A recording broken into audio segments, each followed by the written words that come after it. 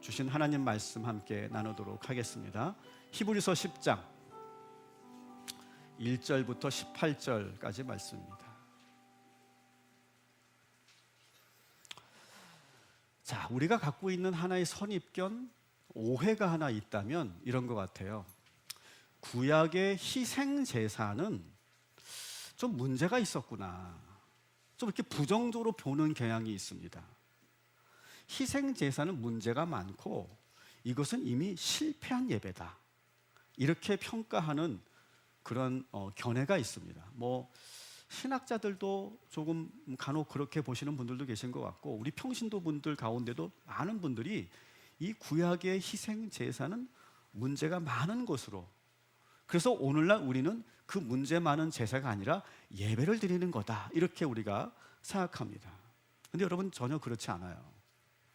희생 제사는요, 실패한 예배가 아니에요.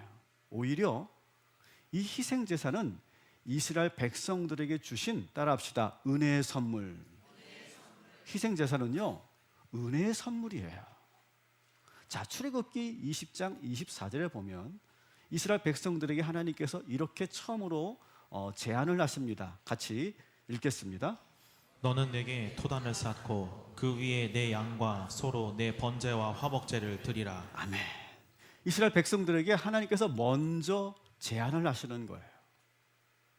근데 이 말씀을 보고 이렇게 오해하시는 분들이 계세요. 아, 우리 하나님은 소고기와 양고기를 좋아하시는구나, 돼지고기는 안 좋아하시는구나, 이렇게 착각하시는 분들이 있어요.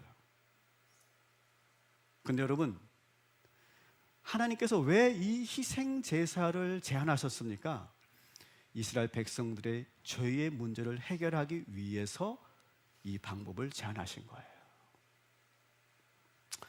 소와 양을 희생으로 드리는 것 과정을 통해서 이스라엘 백성들은 자기들의 죄가 사해지는 과정을 눈으로 직접 볼 수 있는 겁니다. 죄 사함의 확신을 주려고 희생 제사를 먼저 제안하신 거예요. 너희들 희생 제사를 드리면 어떻겠니? 라고 먼저 제안하신 거예요. 이스라엘 백성들에게 가장 근본적인 문제는 죄의 문제였거든요. 계속 죄를 짓는데 이 죄가 해결되지 않으니까 하나님과 점점 멀어지기 시작했고 죄책감 속에 살게 됐어요. 여러분, 이스라엘 백성들만 그럴까요? 여러분, 우리 인간의 가장 근본적인 문제가 뭐라고 생각하세요? 돈의 문제일까요? 정치가 문제일까요? 가장 근본적인 문제, 이 문제 때문에 모든 것이 시작되었고, 이 문제가 해결되지 않으면 그 어떤 것도 해결될 수 없는 가장 근본적인 문제, 그게 뭘까요? 하나님이 보시기에, 예수님께서 판단하시기에 인간의 가장 근본적인 문제는 뭐냐? 그것은 바로 죄의 문제라는 거예요.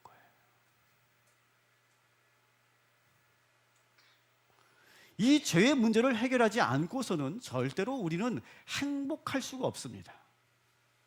그런데 한번 따라해 주십시오. 죄와 죄책감은 다릅니다. 오늘 이 시간 여러분, 죄와 죄책감이라고 하는 이 개념을 여러분 분명히 하고 돌아가시면 좋겠어요. 하나님 보시기에 인간의 가장 근본적인 문제는 죄와 죄책감의 문제예요. 죄의 문제가 해결되지 않으면 인간은 행복할 수 없고, 죄책감의 문제가 해결되지 않으면 인간은 잘 살 수가 없어요. 아무리 잘 살려고 해도 행복하게 잘 살 수가 없습니다. 영어로도 죄는 sin입니다. sin. 그리고 죄책감은 guilt예요. 자, 죄라고 하는 건 뭐냐? 죄라고 하는 것은 하나님의 뜻에 위배되는 것, 그리고 우리 인류의 역사가 계속 흘러오면서 도덕이라고 하는 것이 만들어졌고 윤리적 기준이라는 것이 만들어졌는데 그것을 어기는 행위, 그게 죄죠. 근데 이 행위는 우리의 행동으로도 죄를 지을 수 있지만 우리의 마음과 생각으로도 죄를 지을 수 있어요. 그리고 이 죄를 지으면 어떻게 되느냐? 하나님과의 관계가 문제가 생겨요.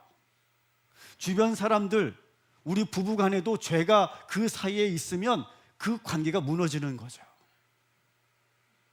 부부 관계도 마찬가지 아닙니까? 부부 관계도 서로 사랑과 신뢰로 연결되어 있는데 내가 다른 사람을 내가 마음에 품고 있으면 그게 죄잖아요. 그 죄로 인해서 부부 관계가 깨어지는 겁니다. 내가 누군가의 물건을 내가 훔치게 되면 그것으로 인해서 그 사람과 관계가 깨어지게 되는 거예요. 죄라고 하는 것은 바로 관계의 문제인 거예요. 하나님과의 관계가 깨지고, 그리고 주변 사람들과의 관계가 깨지고, 심지어는 내 자신과의 관계도 깨지게 됩니다. 그래서 죄가 무서운 거예요. 그런데 시간이 지나가는데도 이 죄의 문제를 해결하지 않으면 어떻게 될까요? 우리 인간은 점점 대범해집니다. 처음에는 작은 죄, 사소한 작은 실수였는데 그것을 해결하지 않으면 점점점 대범해지기 시작합니다. 그리고 이제는 급기야는 어떻게 합니까? 합리화하기 시작합니다. 뭐 나만 이렇게 사는 게 아닌데 뭐 세상 사람들, 주변 사람들 다 이렇게 사는데 라고 하면서, 그러면서 자기를 합리화하게 되죠. 그리고 죄에 무감각해지게 되고 양심이 굳어지고, 그리고 선과 악을 분별하기 어려워집니다. 그러면서 내 자신이 점점 이상한 괴물로 바뀌는 것을 알지 못하게 만드는 것이 바로 죄라고 하는 거예요. 그렇다면 죄책감은 뭘까요? 죄책감은 그렇게 죄를 범한 뒤에 마음속에 일어나고 있는 어떤 심리적인 정서적 반응이에요. 내가 어떤 잘못을 하고 어떤 죄를 지으면 후회를 하게 되죠. 부끄러움을 느끼게 됩니다. 수치를 느끼게 되고 자괴감을 느끼게 됩니다. 이런 감정을 계속 갖게 되면 괴로워지고 불안해지고 자기를 비난하는 그런 정서적 고통을 느끼게 되죠. 그게 죄책감이에요. 이 죄책감을 해결하지 않으면 계속 부정적인 감정에 휩싸이게 됩니다. 그래서 장기적으로 그것을 계속 가지고 있으면 우울감을 갖게 되고 불안을 느끼게 되고 스트레스가 점점 증가하고, 그리고 사람을 기피하게 되고, 그런 병리적인 여러 가지 증상들이 나타납니다. 그리고 이 죄책감을 방치하면 건강하게 타인과 건강한 관계를 유지하기가 어려워요. 자기 자신을 점점 계속 고립시키거나 방어적으로 행동하게 됩니다. 그리고 친구와 가족들 안에서, 공동체 안에서 신뢰를 잃게 되고, 사회적인 유대가 약화되고, 그리고 그 결과가 계속 이어지면서 심지어는 어떻게 되느냐? 내가 내 자신을 스스로 벌주게 됩니다. 죄책감을 오래 갖고 있으면. 그래서 나를 벌주는 거예요. 나를 함부로 대합니다. 자신의 꿈과 진로를 위해서 열심히 희망을 갖고 살아야 되는데 그걸 스스로 무너뜨립니다. 그리고 스스로 불행한 인생으로 자기를 몰아넣는 것이 바로 죄책감이라고 하는 거예요. 요즘 현대인들은 많은 그런 스트레스와 그런 고통 속에서 살고 있어서 상담실을 찾는 그런 사람들이 많이 있다고 그러죠. 저는 나쁘지 않다고 생각합니다. 근데 대부분의 많은 상담 사례를 보면 결국 뭐가 문제냐? 가장 근본적인 문제가 뭐냐? 결국 제가 말씀드린 것처럼 죄와 죄책감의 문제예요. 이 죄와 죄책감이 현대인들에게 얼마나 결정적인 근본적인 영향을 주는지 제가 하나의 상담 사례를 여러분들에게 한번 보고해 드리려고 합니다. 제가 상담한 것은 아니고 상담 보고서의 사례를 제가 여러분들에게 그대로 보고하는 겁니다. 이분은 가명입니다. 가명으로 민수 씨라고 합시다. 이 민수 씨는 나이가 35세 남성입니다. 그리고 넌 크리스찬이에요. 교회 다니지 않는 사람입니다. 이 민수 씨는 대기업 IT 회사의 개발자로 지금 일하고 있어요. 나름 그래도 좋은 직장을 다니고 있는 사람입니다. 그런데 최근 몇 달 전부터 잠을 자지 못하고, 그리고 만성 피로와 집중력이 저하되는 그런 어려움에 시달리고 있었어요. 그리고 직장에서 사소한 실수에도 크게 불안을 느끼고 점점 업무 성과가 떨어지고 있었어요. 관계도 역시 원만하지 못해서 팀원들과 자꾸 충돌이 일어나고 여자친구와도 계속 사소한 언쟁이 잦아지고 있어요. 그래서 이 고통을 이길 수 없어서 지금 상담을 받게 된 거예요. 첫 번째 1회기 상담 때 상담자 앞에서 자기가 온 이유를 말합니다. 요즘 너무 피곤합니다. 요즘 스트레스를 내가 감당하기 어렵습니다라고 호소하고 있어요. 직장에서 자기 자신을 보면 요즘은 내가 버벅거리는 것 같다, 그렇게 표현을 합니다. 버벅거리는 자기 자신을 보면서 한심하게 느껴지고 사소한 작은 실수 있는데도 내 마음이 쿵 하고 떨어지는 걸 느낍니다. 그리고 자신의 일 처리하는 것에 대해서 끊임없이 의심하게 되고 내가 무능해서 이런 거야 라고 막 자책을 하기 시작한다는 거예요. 그래서 이 상담자가 이 민수 씨에게 그렇게 자꾸 부정적인 그런 생각으로 빠지지 않도록 원래 민수 씨는 어떤 사람이라고 생각하세요? 라고 환기를 시키려고 아무리 노력을 해도 이 민수 씨는 좀처럼 자기 자신을 긍정적으로 보지 못하고 있어요. 그러면서 이렇게 말합니다. 제가 이런 식으로 지낸 것은 아주 오래됐습니다. 학창 시절부터 친구들과의 갈등이나 가족의 문제가 있을 때 저는 늘 내 잘못이야, 내 잘못이야 라고 생각했습니다 라고 털어놓습니다. 2회기가 됐습니다. 상담자는 이 민수 씨가 느끼는 이 죄책감이 어디서부터 비롯되었는가를 탐색하기 위해서 어린 시절로 돌아갑니다. 민수 씨는 어릴 때 부모님의 갈등을 많이 보면서 자랐어요. 부모님이 자주 싸웠고 싸울 때마다 이혼하자는 말을 자주 했다는 거예요. 그 싸우는 부모를 보면서 많이 두려웠고 그리고 많이 무서웠는데 유독 민수 씨는 아버지에 대한 그런 적개심이 너무너무 컸다는 거예요. 아버지를 너무너무 미워했대요. 엄마에게 폭언을 일삼고 생활력은 전혀 없는 아버지를 보면서 어린 나이의 민수는 아빠가 죽었으면 좋겠다라고 하는 생각을 갖기 시작했다는 거예요. 그리고 그 생각을 갖고 오래전부터 어린 시절부터 계속 그렇게 생각했다는 거예요. 아버지가 빨리 죽는 상상을 했다는 거예요. 그리고 처음으로 누구에게도 말하지 않았던 자기의 경험을 이야기하는데 중학교 1학년 때 어느 날 이 민수라는 아이는 어릴 때부터 컴퓨터와 친했고 컴퓨터를 잘했기 때문에 지금도 개발자가 된 건데 자기도 모르게 중학교 1학년 때 컴퓨터 앞에서 검색어를 치는데 흔적도 없이 사람을 죽이는 법, 이걸 치고 있다는 거야. 자기가 딱 한 번이었는데 그 기억이 계속 자기 마음속에 박혀 있었다는 거예요. 처음으로 누구에게도 말하지 못했던 그 고백을 상담자에게 털어놓습니다. 그러면서 한쪽에서는 아버지에 대한 미움과 또 한쪽에서는 다 자기 때문에 두 부모님이 싸운다라고 하는 그러한 생각을 갖기 시작했다는 거예요. 자기 공부 성적 때문에 싸우고 학원비 때문에 싸우고 나의 어떤 생활 습관을 양육하고 후죽하는 것 때문에 싸우는 그런 모습을 보면서 다 자기 때문이라고 생각하기 시작했다는 거예요. 3회기가 되었습니다.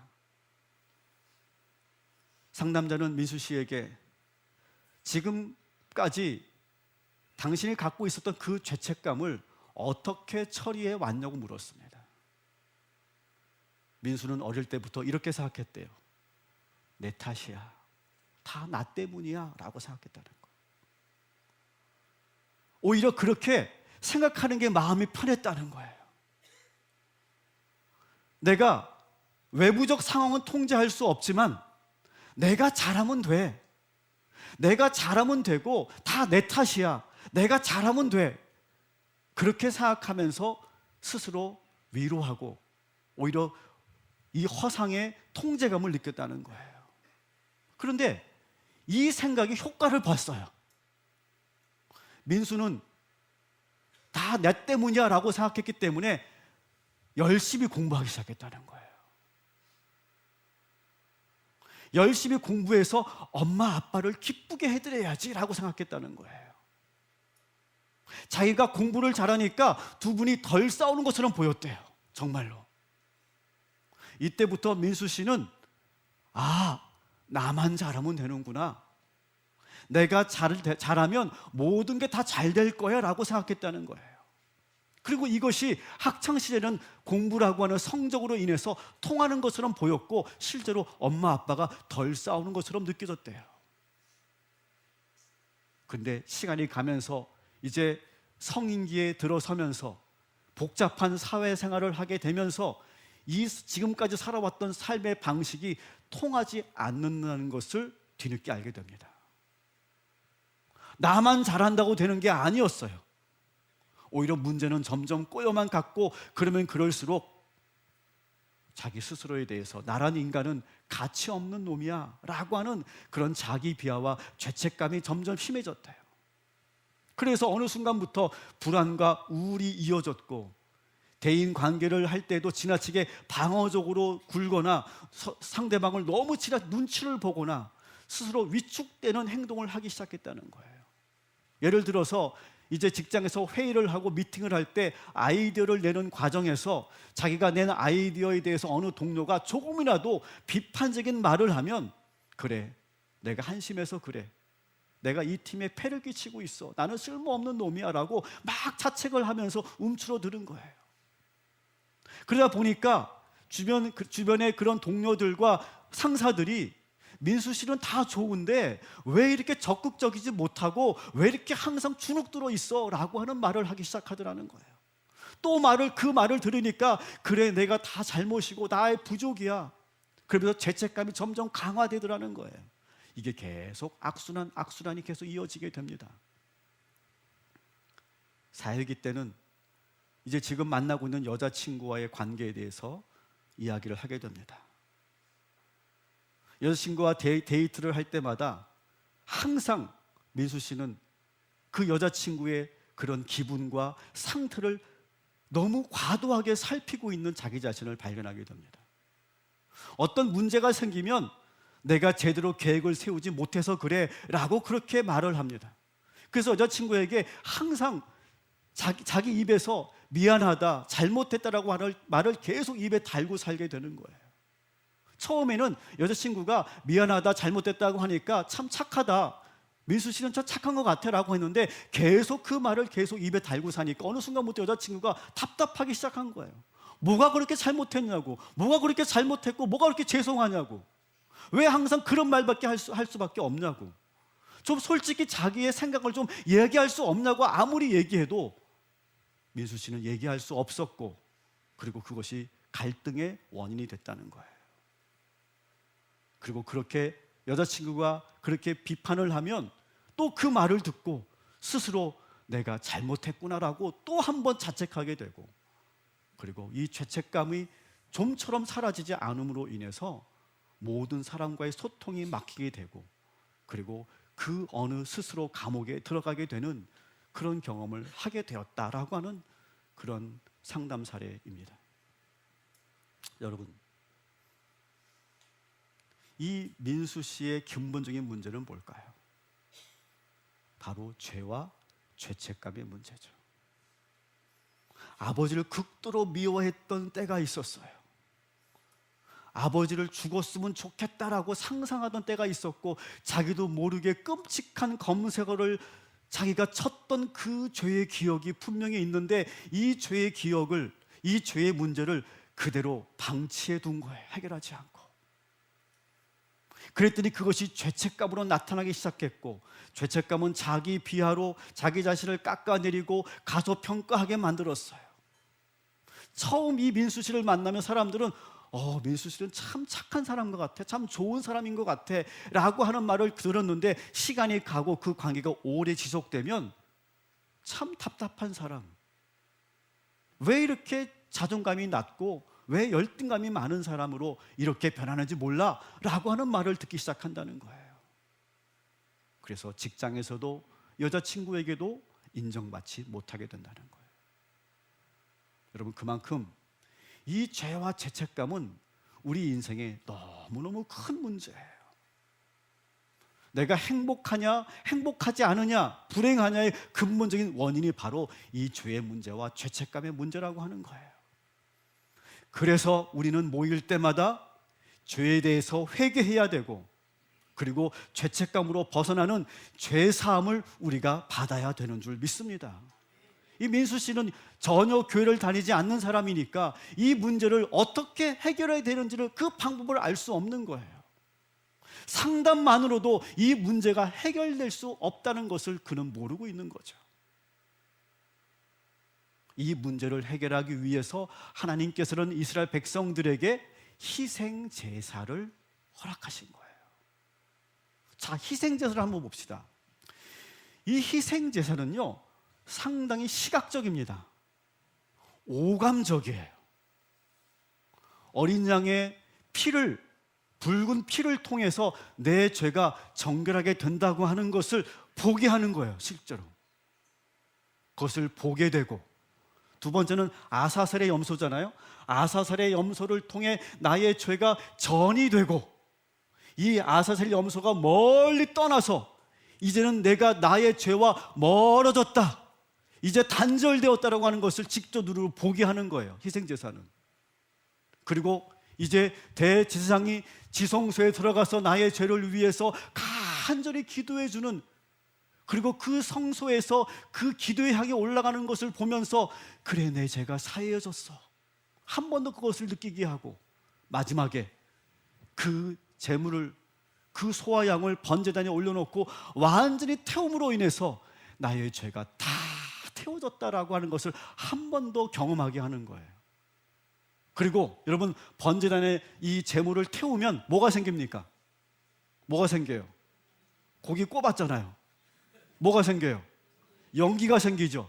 연기를 통해 그 연기가 우리 코에 들어와서 뭐가 생기죠? 냄새가 나잖아요. 냄새를 통해, 후각을 통해 다시 한번 내가 나의 죄가 태워졌다라고 하는 것을 다시 한번 경험하는 거예요. 그래서 희생제사는요, 오감을 통해 우리의 죄의 문제를 해결하시려고 우리에게 이 제사를 허락하신 거죠. 하나님의 은혜의 선물인 거예요, 희생제사는요.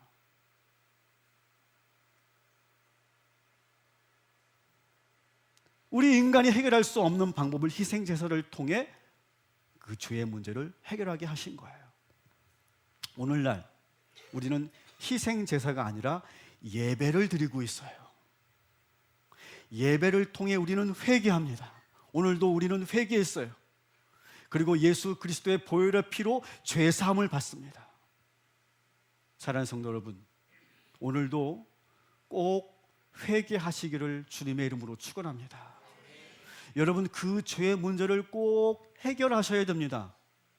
해결하지 않으면 우리가 죄책감을 갖게 되고, 그 죄책감은 어떻게 우리를 불행한 길로 끌어내릴지 아무도 모르는 거예요. 여러분의 죄를 숨기지 마시고 오직 하나님께 드러내고, 오직 하나님께만 드러내고 기도하시기 바랍니다. 그리고 오늘 회개하셨다면 그 죄책감으로부터 완전히 자유해지시기를 주님의 이름으로 축원합니다.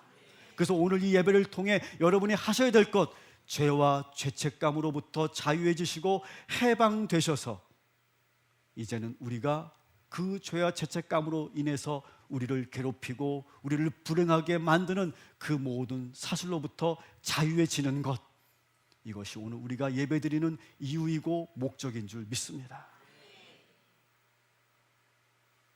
그래서 희생제사도 그렇고 예배도 그렇고 하나님께서 우리에게 주신 은혜의 선물인 거예요. 자, 그런데 문제가 있어요. 이스라엘 백성들이 드린 희생제사와 지금 우리가 드리는 이 예배에 문제가 있습니다. 오늘의 본문 10장 1절을 같이 읽겠습니다. 율법은 장차 올 좋은 것들의 그림자일 뿐이요 실체가 아니므로 해마다 반복해서 드리는 똑같은 희생 제사로서는 하나님께로 나오는 사람들을 완전하게 할 수 없습니다. 아멘. 자, 오늘 말씀 보면 해마다 반복해서 드리는 똑같은 희생제사. 처음에는 이스라엘 백성들이 희생제사를 드리면서 감격했습니다. 눈물을 흘렸습니다. 하나님의 그 죄사함의 은혜에 감사해서 눈물의 그런 제사를 드렸어요. 그런데 시간이 가면서 똑같은 제사가 반복되면서 이런 은혜와 감격이 사라지기 시작합니다. 그리고 뭐만 남아요? 형식만 남습니다. 영과 진리로 예배해야 되는데 형식만 남게 돼요. 은혜가 사라지니까 사람들은 제사를 드리고도 계속 죄를 짓습니다. 오히려 회개가 없으니까 제사를 드리고도, 진정한 회개가 없으니까 제사를 드리고도 죄의식이 사라지지 않는 거예요. 그래서 늘 오히려 제사를 드리고 나서 죄책감에 시달리고 늘 그것이 따라다닙니다. 2절 3절 또 같이 세 번역으로 읽겠습니다.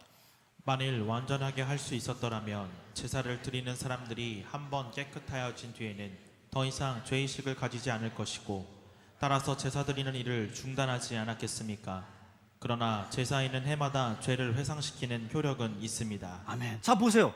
제사가 죄사함의 능력을 갖는 건데, 제사가 3절에 보니까 죄를 떠오르게 하는 결과만 나왔다는 거예요. 오히려 희생제사를 드리면서 죄의식만 강하게 된 거예요. 그래서 구약에 보면 어느 순간부터 하나님께서 제사를 드리는 이스라엘 백성들에 대해서 이렇게 말씀하십니다. 나는 너희들이 드리는 제사 하나도 기쁘지 않아. 아니, 처음에는 제사를 드리라고, 희생 제사를 드리라고 그렇게 말씀하셨는데, 그래서 백성들이 제사를 드렸는데 어느 순간부터는 나는 하나도 기쁘지 않다라고 말씀하신다는 거예요. 오늘 히브리서 기자는 5절 6절에 시편 40편 6절 8절을 그대로 인용하고 있습니다. 같이 읽겠습니다. 주님은 제사와 예물을 원하지 않으셨습니다. 그래서 나에게 입히실 몸을 마련하셨습니다. 주님은 번제와 속죄제를 기뻐하지 않으셨습니다. 여러분, 우리가 분명히 보지 않았습니까? 출애굽기에 하나님께서 우리에게 희생 제사를 드리라고 명령하셨잖아요. 그래서 드리고 있는데 여기서 갑자기 나는 너희의 제사와 예물을 원치 않는다, 기뻐하지 않는다, 너의 속죄와 번제를 나는 기뻐하지 않는다라고 말씀하세요. 여기뿐만 아니에요. 계속해서 이 말씀을 하십니다. 심지어는요, 제사 드리고 있는 백성들을 향해서 화를 내십니다. 호세아 6장 6절 같이 읽겠습니다. 나는 인애를 원하고 제사를 원치 아니하며 번제보다 하나님을 아는 것을 원하노라. 나는 제사를 원치 않아. 시편 51편 또 읽겠습니다. 주께서는 제사를 기뻐하지 아니하시나니 하나님께서 구하시는 제사는 상한 심령이라. 나는 너희 제사를 기뻐하지 않아. 이사야 1장 시작. 여호와께서 말씀하시되 너희의 무수한 희생 제물이 내게 무엇이 유익하뇨? 헛된 제물을 다시 가져오지 말라. 헛된 제물 가져오지 마. 헛된 제사 드리지 마. 나에게 전혀 그것은 기쁜 것도 아니고 나한테 유익할 거 하나도 없어. 아모스 5장에도 이렇게 있습니다. 같이 읽습니다. 내가 너희 절기를 미워하여 멸시하며 번제나 소제도 내게는 기쁘지 아니하며 오직 공법을 물같이 정의를 하수같이 흐르게 할지어다. 여러분, 아멘. 여러분, 하나님은요, 이스라엘 백성들의 제사를 어느 순간부터 기뻐하지 않으 시작합니다. 그리고 아모스 5장 보세요. 미워하고 멸시한다까지 말씀하세요. 막 지금 제사를 드리고 있는데 하늘에 계신 하나님이 그 백성들을 보면서 멸시하고 미워한대요. 아니, 분명히 지금 제사를 드리라고 해서 드리고 있는데 지금 그러고 있는 거예요. 뭐가 문제일까요, 여러분? 희생 제사라고 하는 형식이 문제일까요? 그렇지 않죠. 이스라엘 백성들이 하나님께 제사 드리는 그 마음의 문제였던 거예요.